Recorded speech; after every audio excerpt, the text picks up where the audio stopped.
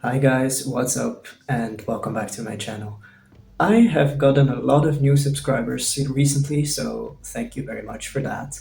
And I thought it would be a good idea to jump into a topic that I have a lot of personal experience with so that you guys can get to know me better. So, if you don't know me, if you're new here, hi, my name is David. I am a trans man and I speak a lot of languages. When I was 4 years old, I moved from Poland to the Netherlands and currently I live in Sweden. So, I have experience with being in very different linguistic environments. I speak Polish at home. I speak Dutch to my friends, or English if they're international, speak Swedish here.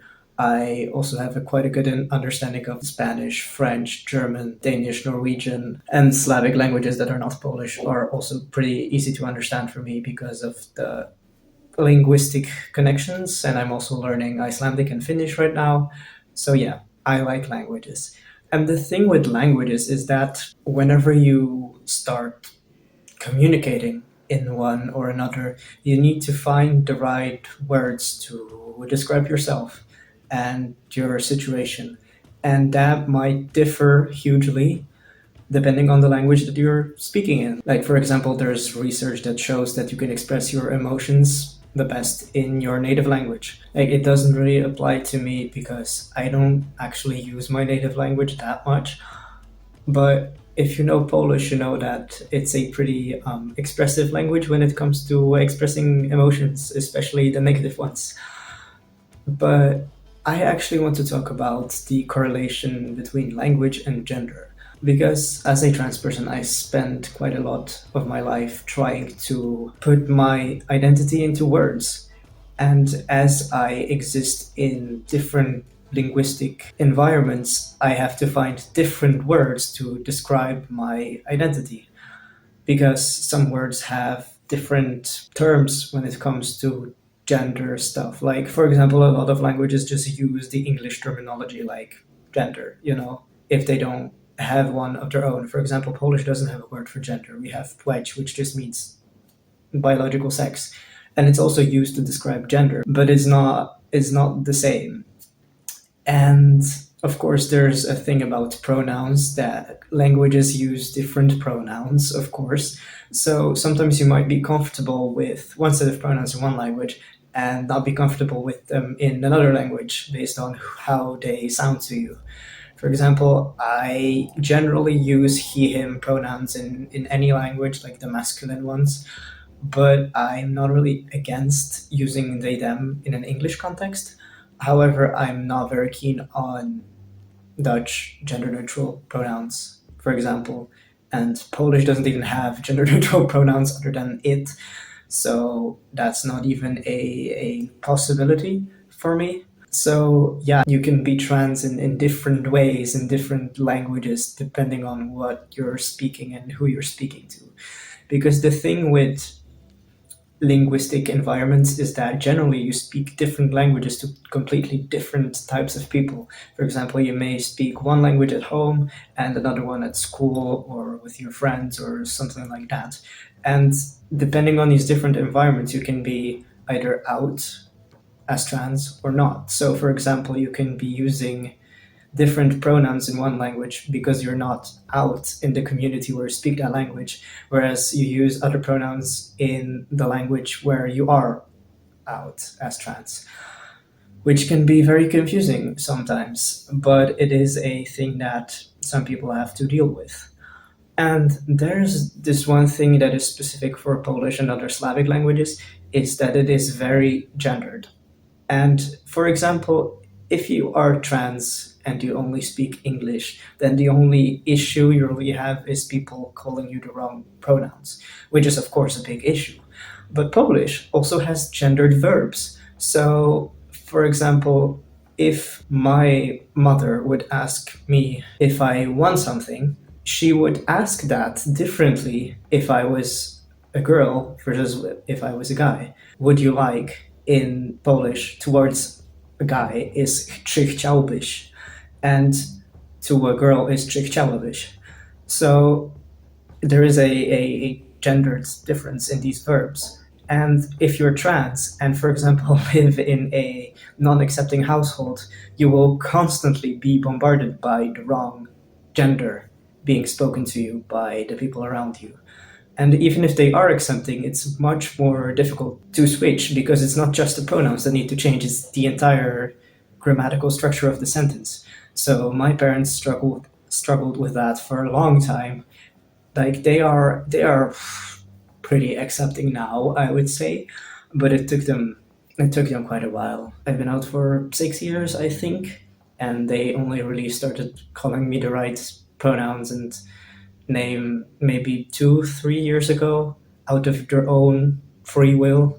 Because before they did, when they were in environments where they knew that they would be the only ones that would misgender me, so they just did not do that because everyone else wasn't doing that.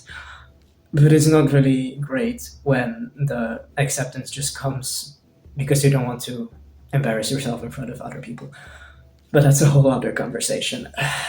So, as you can see, gender and gender expression is pretty much linked with language, and also because gender is inherently something that's communicated through language. Like, yes, gender expression can be shown without language by the way you dress, but still, even with dressing that way, you link your appearance to a existing label. For example, even if you don't really care about these gender roles, you still have an awareness of what is considered typically masculine or typically feminine when it comes to appearance. So you still have this linguistic thing that's in the back of your head that influences your choices. And the same with, for example, coming out. You always have to find the right words, the right language to explain how you feel. So gender is always connected to language, which is fascinating actually. And I would always recommend, I've said it in a previous video, Judith Butler's book about gender trouble, which talks about the performativity of gender, basically, and performativity of other things, how we are not really one singular person, we're just in very different roles depending on the context. And research has also been done on bilingual people showing that they have completely different personalities based on the language that they speak. And this is once again because of what I said before, is that you use the different languages in different contexts. So of course you're going to develop different ways of presenting yourself. For example, if you live abroad, the community of people you speak your native language with is going to be different than the community in your home country, and it's going to be different than the community of people that doesn't speak that language. So you cannot really act the same way in one community as you do in the other, even if the changes are only small. And this, of course, also comes back to different cultures having different ideas of gender and gender identity. So that also outs itself in language. For example, people who are used to a gender neutral language, for example, like Finnish, which also only has one pronoun, hän, which can mean both he or she, will probably have a different idea of gender than people from, for example, Poland, where the language is extremely gendered and you have to think about it much more often. Even if you are cisgender, you have to consider whether, for example, a group of people should be addressed as the masculine version or the feminine version. Like, for example, in Polish, in grammar, there's this rule that if a group contains at least one man, you have to address them in the masculine version. Even if it's like 7 women and 1 man, you still have to use the masculine version. And you can only use the feminine or neutral version where there's only female people, which also shows the inherent misogyny of some linguistic structures. But that's a whole different conversation. So, yeah, it's just, as someone who likes learning new languages and traveling to different places, you really start to think about how you put your identity into words, whether you want to come out in a specific group of people speaking a specific language, and if so, how. Like, these days, English is pretty much a universal language, and generally people are aware of English LGBTQ terms. So that's not really something to worry about. But sometimes when you move to a country and you would like to speak the language they speak there, you need to be aware of what terminology they use. And sometimes you might find that you're not comfortable with the name of the label that's used in that country versus the label that you're used to, because it might have slight differences that don't identify yourself with, or something like that.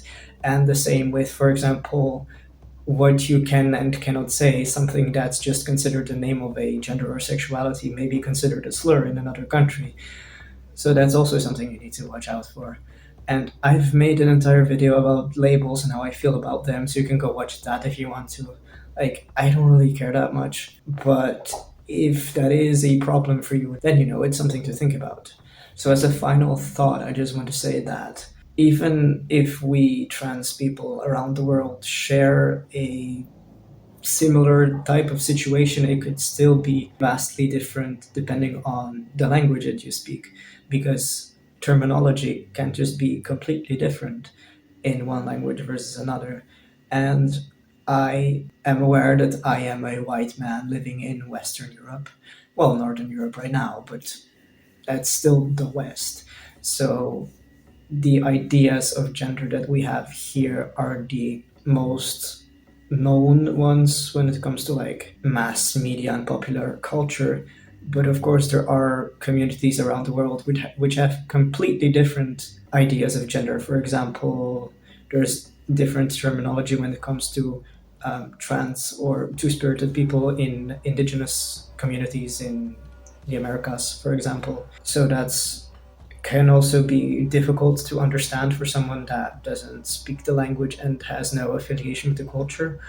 So, yeah, gender is as varied as language. There are tons of languages in the world, and there are tons of genders in the world. And the same is with gender. Not every language is officially recognized as a language, but that doesn't mean that there's no people who consider it a language. Like, for example, where's the line between a dialect and a language? There's this popular quote that a language is a dialect with an army, meaning that a language is something that has been officially recognized, that is spoken within a nation state or anything along these lines. And that actually corresponds a lot with the binary gender system. There's these recognized genders, and if you fall out of them or not entirely fit into them, then it's suddenly an entirely different world. So I think there's actually a lot of parallels with gender and language. For example, trying to live as another gender is like speaking a different language.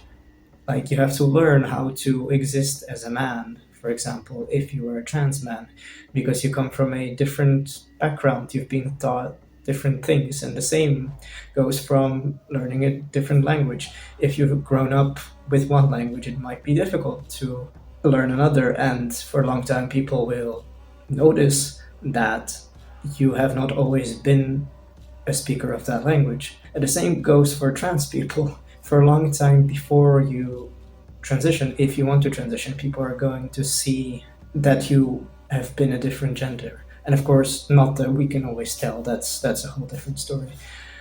But yeah, that's just my rant as a multilingual person that also happens to be trans. I find the similarities and the connections between language and gender fascinating, and I hope that some of y'all do too. And yeah, thank you for coming to this video. Thank you for the love on my channel that I've been getting recently. And I will see you next week. Bye bye.